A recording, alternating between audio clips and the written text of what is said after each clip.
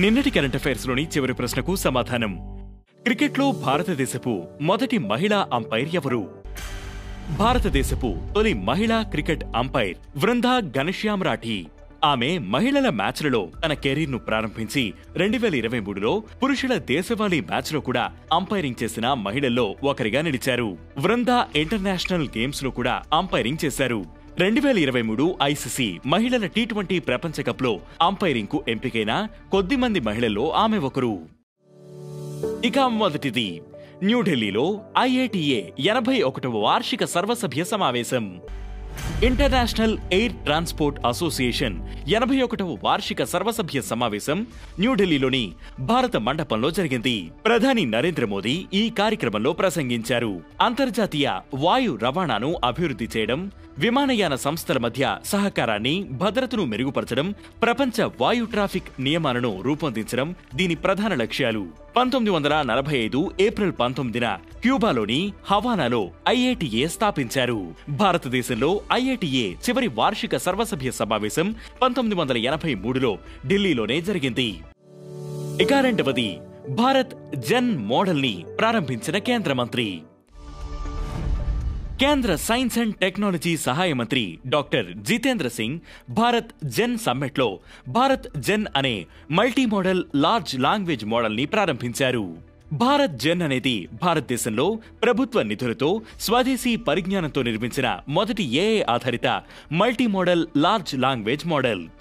దీన్ని national mission on interdisciplinary cyber physical systems కింద అభివృద్ధి చేశారు.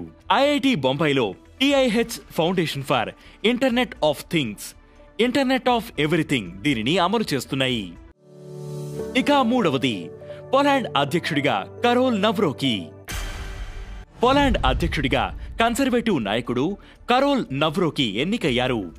లిబరల్ పార్టీకి చెందిన రాఫెల్ ట్రెజాస్క్రోమ్స్కీపై స్వల్ప మెజారిటీతో ఆయన విజయం సాధించారు. అమెరికా అధ్యక్షుడు డొనాల్డ్ ట్రంప్ తో పాటు 2015 నుంచి 2023 వరకు పోలాండ్ ను పాలించిన లా అండ్ జస్టిస్ పార్టీ నవ్రోకీకి మద్దతు ఇచ్చారు. ఇక నాలుగవది, డీజీడీఈగా Shailendranath Gupta. Indian defence estate service 1990 batch అధికారి Shailendranath Gupta director general of defence estates గా నియమితులయ్యారు. Cantonment administration, defence land management లో ఆయనకు 3 దశాబ్దాలకు పైగా అనుభవం ఉంది. 2025 జూన్ 1 ఆయన బాధ్యతలు స్వీకరించారు. దేశవ్యాప్తంగా సుమారు 18 లక్షల ఎకరాల రక్షణ భూమి నిర్వహణను డీజీడీఈ పర్యవేక్షిస్తోంది. ఇక ఐదవది, ఐపీఎల్ 2025 విజేతగా ఆర్సీబీ. అహ్మదాబాద్ లో జరిగిన ఐపీఎల్ 2025 ఫైనల్లో పంజాబ్ కింగ్స్ పై రాయల్ ఛాలెంజర్స్ బెంగళూరు 6 పరుగుల తేడాతో గెలిచి విజేతగా నిలిచింది. దీంతో ఆర్సీబీ తొలిసారి ఐపీఎల్ ట్రోఫీని అందుకుంది. ఇంతకుముందు ఆర్సీబీ 3 సార్లు ఫైనల్ చేరింది. 2009, 2011, 2016లో తుది పోరుకు అర్హత సాధించింది. కానీ Deccan Chargers, Chennai Super Kings, Sunrisers Hyderabad చేతిలో పరాజయం పాలై రన్నరప్ గా నిలిచింది. ఇక ఈ రోజు కరెంట్ అఫైర్స్ క్వశ్చన్: ప్రపంచ పర్యావరణ దినోత్సవం ఎప్పుడు? ఈ ప్రశ్నకు సమాధానం మీరే కామెంట్ చేయండి.